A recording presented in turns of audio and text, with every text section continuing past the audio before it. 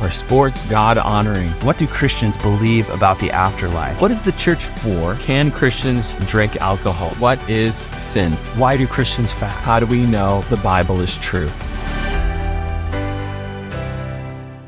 About slander, what to do when it's the elders who are the ones who are doing the slandering. Well, this is a very touchy subject and a complicated question to answer, but we want to define what slander is. And according to scripture, slander is actually sharing information about somebody else in a negative light that intends to do damage. And so we know that anyone in the church, any Christian, any unbeliever, anyone can fall into this sin, and we want to be very careful not to, because God hates those who slander other people. But what we need to understand about elders is, first and foremost, God has called elders to lead a church. And we see from Hebrews 13:17 that we are to obey leaders and submit to them, for they keep watch over your souls. And so they do have a role and responsibility as leaders to actually lead. But there can be occasion when those leaders are acting unbecoming of their office. And in fact, 1 Timothy 3 gives us all the qualifications for who we should allow our elders to be and what church we submit to and what leadership they have. Are they qualified according to 1 Timothy 3? And that would include the control of our tongue, not being slanderous, being in self-control. But what we also see from 1 Timothy 5 is that when elders persist in sin, they are not to maintain that office. They are to be rebuked publicly in the presence of all, so that everyone can see how severe these issues are and that nobody can get away with them. And so if you find yourself in a situation where you feel like you're being slandered, first and foremost, pray for that person, confront them privately first and see if you can reconcile, but then take that to the rest of the elder team in order for that to be confronted, because that kind of behavior should not be allowed, and there are biblical recourses for those things to happen. Just make sure you're not the one who's doing the slandering accidentally as well.